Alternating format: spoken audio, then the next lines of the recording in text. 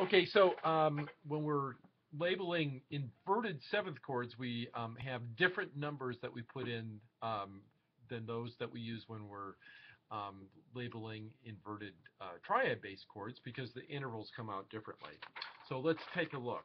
Here we have the four versions of a 5/7 chord in B flat major. We've got our B flat major key signature of B flat and E flat. And we've got these four chords. The first one, F A C E flat, that's the 5/7 chord in root position. Now we have over here the first inversion where the third is in the bass. We've taken the root of the chord and put it up in the top. And now let's look at the intervals that are formed. From the bottom note, the bass note, which is now the third, up to the top note, which is the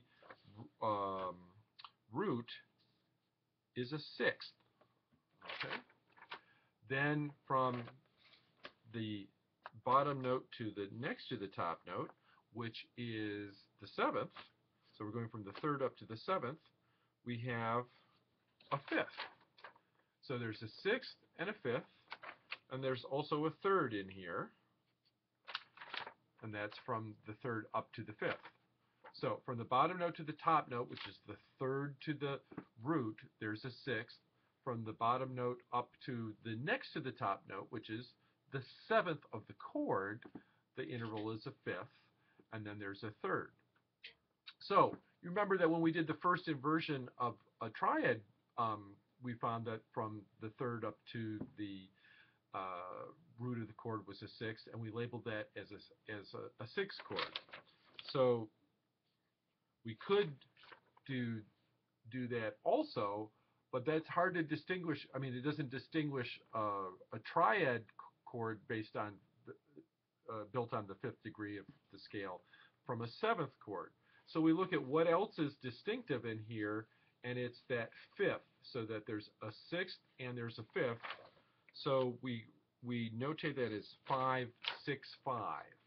Okay, so we had the 5/7, there it is, and the 5/6/5.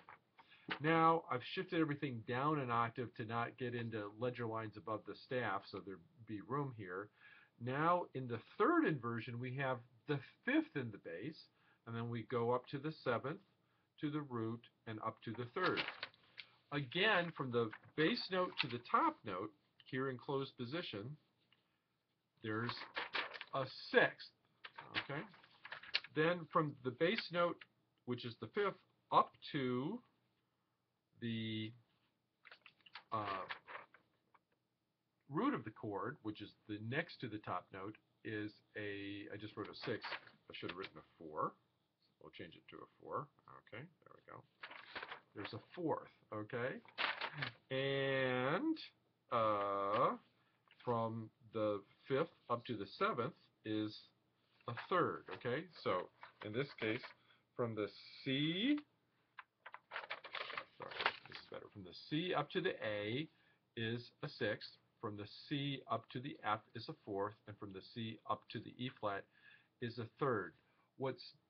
Again, the sixth is not so distinctive.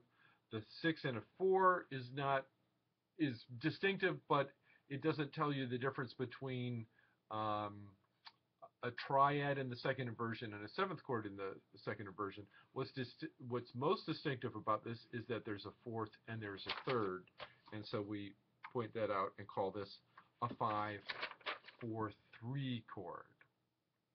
All right, so that's the second inversion with the fifth of the bass. And then our last inversion, our third inversion, is with the seventh in the bass.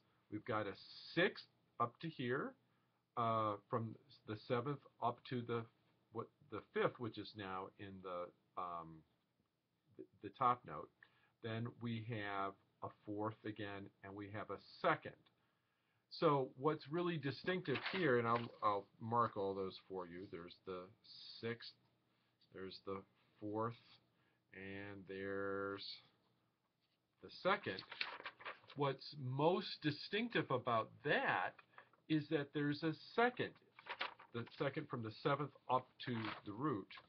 And so the most common way to label a third inversion seventh chord is with a superscript 2. Now, there is a very easy way for remembering all this stuff in the inversions. If you think about it, we had the 5, 7 was in root position.